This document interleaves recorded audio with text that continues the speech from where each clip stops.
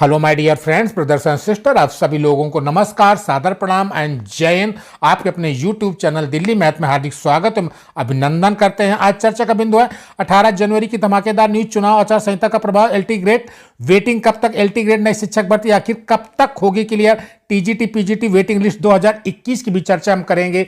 तो मेन ये कि आज का वीडियो बहुत ही महत्वपूर्ण होने वाला है, तो इस वीडियो को अंत तक जरूर देखिएगा, तभी पूरा कॉन्सेप्ट क्लियर हो पाएगा। और इस वीडियो को सब्सक्राइब करके ज़्यादा से ज़्यादा लोगों को शेयर करिए, जिस सभी भाई बहनों को सूचना मिल सके। तो मित्रों, आज जो प्रयागराज के एक न्यूज़पेपर में यह न्यूज आ रही है कि शिक्षा निदेशालय ने यूपीपीएससी यानी कि लोक सेवा आयोग उत्तर प्रदेश को वापस भेजी कला विषयों की चयनित की फाइलें। यह एक गुड न्यूज है सभी प्रतियोगी छात्र छात्राओं के लिए, और इसी के आधार पर हम कह सकते हैं कि अब काम में तेजी आई है, या कहें कि रफ्तार में तेजी आ चुकी है। आगे यह कि national council for teacher education से सलाह के बाद की गई थी नियुक्तियों की संस्तुति। तो क्या है ये गर्मा गर्म मुद्दा, हम आपको बताते हैं। प्रयागराज राजकीय विद्यालयों में कला विषय में एलटी ग्रेड शिक्षक पदों पर चयनित 90 अभ्यर्थियों की नियुक्ति फंस गई है। माध्यमिक शिक्षा निदेशालय ने उत्तर प्रदेश लोक सेवा आयोग यानी कि यूपीपीएससी को चयनित अभ्यर्थियों की नियुक्ति की संस्तुति से संबंधित फाइलें वापस भेज दी है। वार्ता के बाद विवाद में भर्ती प्रक्रिया काफी समय से अटकी हुई है। आयोग ने 15 विषयों में एलटी ग्रेड शिक्षकों के 10,768 पदों पर भर्ती के लिए 29 जुलाई 2018 को परीक्षा आयोजित की थी। इनमें कला विषय में एलटी ग्रेड शिक्षक के 470 पद शामिल थे। पुरुष वर्ग के 192 और महिला वर्ग के 278 पद थे। कला विषय के लिए जो अर्हता निर्धारित की गई थी उसके अनुसार bachelor of fine art, BFA एवं बीएड कला से स्नातक एवं बीएड डिग्रीधारी ही आवेदन कर सकते थे, लेकिन बड़ी संख्या में ऐसे अभ्यर्थियों ने भी आवेदन कर दिया जिनके पास बीएफए की डिग्री तो थी लेकिन उन्होंने बीएड नहीं किया था। लेकिन परीक्षा में ऐसे 90 अभ्यर्थियों का चयन भी हो गया। हालांकि अर्हता पूरी न होने के कारण आयोग ने इनकी नियुक्ति की संस्तुति नहीं भेजी, लेकिन अभ्यर्थियों ने जब दावा किया कि वह शिक्षक बनने के अर्हता रखते हैं तो आयोग ने national council for teacher education NCTE से सलाह मांगी। एनसीटीई की ओर से स्पष्ट किया गया कि केंद्रीय विद्यालयों, नवोदय विद्यालयों में केवल बीएफए की डिग्री वाले अभ्यर्थियों को ही पढ़ाने के लिए योग्य माना जाता है। तो बीएफए डिग्रीधारी भी कला विषय में शिक्षण कार्य के लिए प्रशिक्षित माने जाते हैं, क्योंकि यह 4 वर्षीय डिग्री कोर्स है और इसमें प्रशिक्षण भी शामिल है। एनसीटीई की सलाह के बाद अर्हता का विवाद दूर होने पर आयोग ने यह 6 माह पहले माध्यमिक शिक्षा निदेशालय को इन 90 चयनित अभ्यर्थियों की नियुक्ति की संस्तुति भेज दी थी।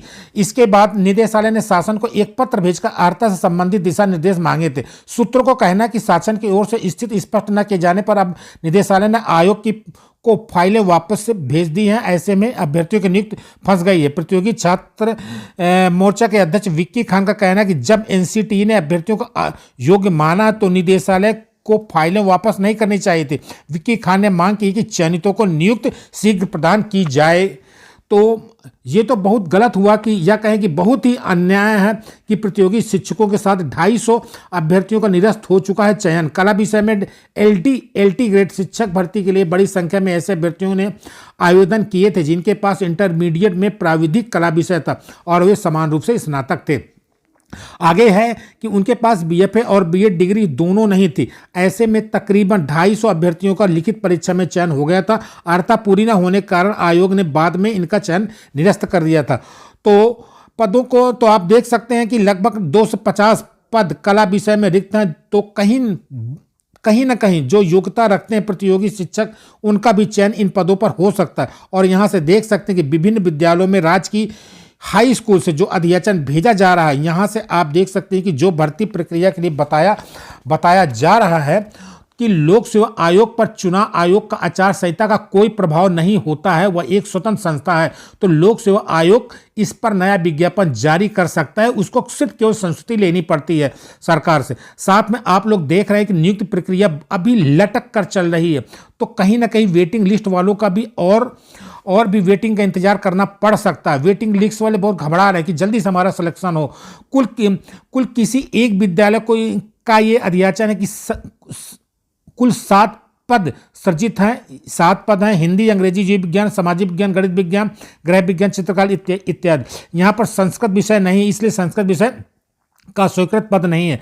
जहां पर अन्य विषय का स्वीकृत पद होगा वहां पर संस्कृत विषय भी सम्मिलित होगा। जहां पर कार्यरत केवल हिंदी, अंग्रेजी, जीव विज्ञान, सामाजिक विज्ञान और जहां पर गणित विज्ञान, गृह विज्ञान, चित्रकला, कंप्यूटर के रिक्त विषय हैं। तो ऐसे में आप देख सकते हैं कि बंपर भर्ती आ सकती है, लोक सेवा आयोग की तरफ से जारी किया जा सकता है, क्योंकि अध्याचार आ चुके हैं। आप देख सकते हैं कि राजकीय माध्यमिक विद्यालय में नवनियुक्त सहायक अध्यापक के कार्यभार ग्रहण की सूचना प्रेषण के संबंध में, क्योंकि ये अभी कार्यभार ग्रहण की सूचनाएं दी जा रही हैं, कहीं ना कहीं से वेटिंग लिस्ट की तैयारियां भी चल रही हैं कि वेटिंग लिस्ट क्लियर हो LT ग्रेड की। तो आपको मैं बता दूं कि वेटिंग लिस्ट बहुत ही जल्द जारी हो सकती है, किंतु ये जो सब विवाद है इनके निपटने के बाद ही जारी होगी। ये मानकर चले कि बहुत सारे रिक्त पद हैं, जैसे हिंदी, कला, सामाजिक विज्ञान और भी बहुत सारे विषय हैं जिसमें बहुत सारे खाली पद हैं, जिसमें मौका मिल सकता है प्रतियोगी शिक्षकों को जो मिनिमम कटऑफ पर चयनित होने के लायक हैं।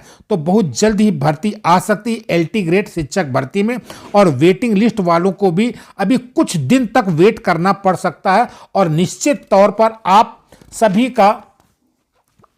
सभी की नियुक्ति प्रक्रिया जल्दी ही होगी। और मित्रों, हम बात करें TGT PGT 2021 वेटिंग लिस्ट की, तो समायोजन होने के बाद ही अभी 1200 पद है जिनका समायोजन होना, उसके बाद ही TGT PGT 2021 का वेटिंग लिस्ट करने को चयन बोर्ड ने हामी भर ली है। बड़ी मशक्कत के बाद चयन बोर्ड तैयार हुए हैं। सभी प्रतियोगी छात्र छात्राओं ये आस लगाए बैठे हैं कि जल्द से जल्द वेटिंग लिस्ट जारी हो और उसके बाद हमारा नया विज्ञापन TGT PGT 2022 जारी हो। तो मित्रों, कहते हैं कि कभी हार मत मानो, क्या पता कामयाबी आपको आपकी एक और कोशिश का इंतजार कर रही हो।